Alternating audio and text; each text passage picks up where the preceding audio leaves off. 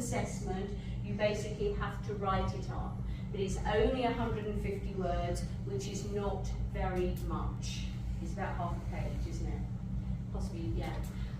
Plus the CIP Learning Hub self-assessment, screenshots or assessment template. So basically you can do your self-assessment on the CIPD Learning Hub because there is a self-assessment tool. But if you do that, you have to take screenshots and then they have to be added in the appendices for your assignment, okay? Alternatively, you could use the assessment template that is part of your the briefing document, and you can use that, okay? Part of the body of the assignment, but you're adding it for useful information for the marker.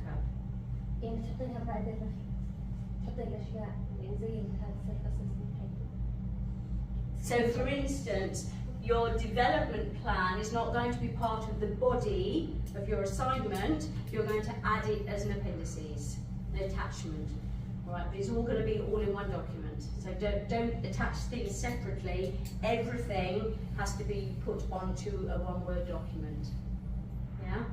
But I mean, we'll go through the formatting of this sort of afterwards. So you can either do the self-assessment, you can either do it on the CIPD hub, but you need to then take screenshots, or you can do hard copy, or obviously you would take the template and you would then, well, you've actually got it in the assignment brief, you've actually got a template for it. And so you can, I just copy and paste it into the Word document, and then you can fill it in yourself.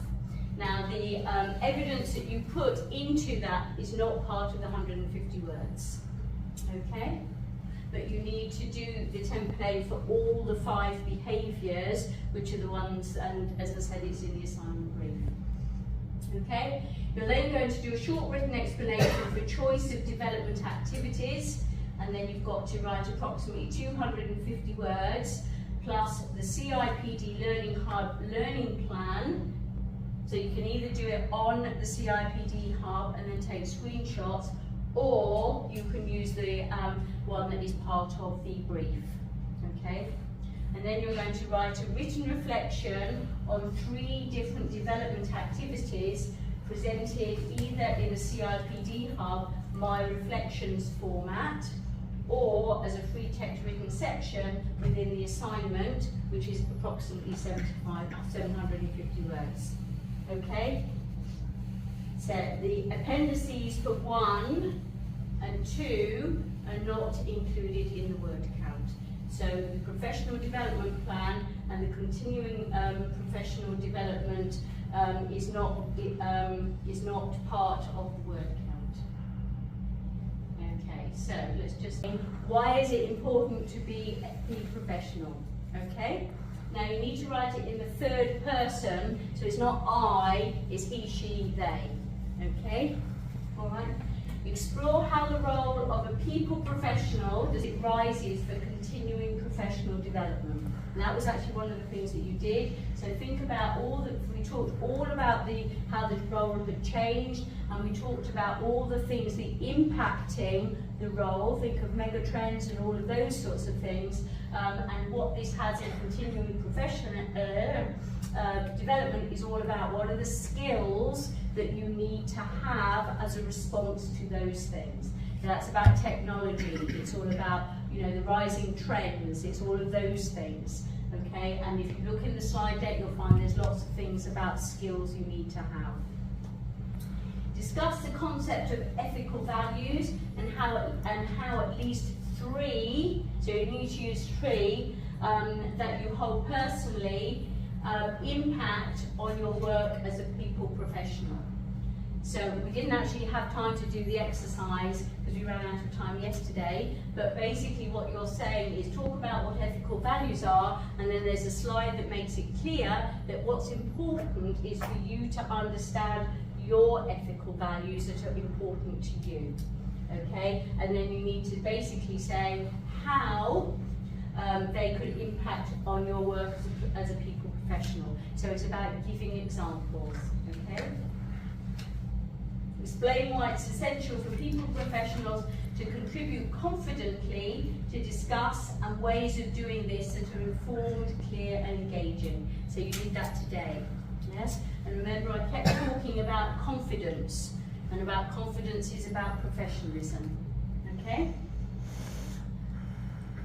Raise concerns when issues such as organisational policies or leadership approaches conflict with ethical values or legislation. So we didn't particularly talk about dilemmas, but you will find that there are slides that will tell you all about this. And I'm going to say basically what you need to be able to talk about is when you would do this, how you would do this, and how you would manage the impact and why it's important. Okay? Provide a robust argument for ethical people practices that is supported by academic theory and details both the business and human benefits of people at work feeling included, valued and fairly tested. Now there's a slide all about the benefits of ethical people practices, and when it talks about academic theories, we're talking about motivation theory, okay, and things to back up things like wellness and things like that, and detail both the business and human benefits of people at work feeling included. So you need to talk about inclusion, talk about value, that's what you said, and fairly treated, which is obviously all about the diversity side of things. So look at the slides, read what it says, okay, and take that. Drawing on your own or a hypothetical example of providing a people practice solution to meet a particular need, introducing a new policy or initiative. Describe strategies for designing the solutions so that it will be inclusive, and remember there's lots of slides in there about how you do that, and then strategies for checking that when in practice the solutions engage and meet the needs of those. So that's all about how do we know that what we have done has achieved what we needed to do. So that's all about surveys, it's about feedback, it's about focus groups, it's all about looking at analysing impact, all of those sorts of things. Okay? So these are the 5 core behaviours and the evidence in the main body of your assignment. Write a short summary used to inform your assessment. You should mention the feedback from at least one person in the summary and add the feedback assessments from others as an appendices. So remember I said you need to get feedback from other people. You know, you only maybe need to get 2 lots of feedback, but you kind of need to get more than 1. Does it have to be from work? Sorry, say again? Does it have to be from work? Probably yes, because obviously we're asking people, it's in relation to these, but it doesn't have to be something you specifically. At the end of the day, it's it's whatever you think is going to be useful and helpful. If somebody works with you, the chances are they're going to be able to give better feedback, whereas it may well be that you have a friend that possibly could answer some of these things as well, but obviously their answer is not going to be in relation to a working environment. It's entirely up to you, okay? But you need to get this. Okay? Activity 2, having defined your main development needs in relation to these 5 areas. So out of these, okay, then basically you are going to write a short summary, and then there is going to be assessment, and then you're going to, having done that assessment, you're going to basically establish what are your development needs in relation to that assessment. Okay, so then formulate, this is your personal development plan, appropriate development activities to meet these needs, and add these to your professional development learning plan. Okay, the professional development learning plan is not part of this, goes in the appendices, it's not part of the word count. Okay, but having identified your main development needs in relation to these areas is 250 words, so you've got to talk about how you did this and talk about some of the models and things like that that you used in relation to doing this. Okay? In the main body of your assignment, write a short explanation for your choice of development activities. So why are you choosing these? How did you go about it? What is the impact? All of that sort of stuff. And add the relevant pages from your development learning plan as an appendices. And 3 key elements of reflection. Select 3 formal or informal development activities you have undertaken over the last 12 months. So for instance, the training that I did to be a mediator, I could use that as development that I have done over the last 12 months. Okay, but just think of things that you've done. They don't have to be anything amazing. It doesn't mean that you have to have done a degree or anything else. It can literally just be something that you are aware of the fact that you have developed this. So it could be something that you're doing at work. It could be a project that you worked on that you hadn't done before, that sort of thing. But you need to have 3 of them, yeah?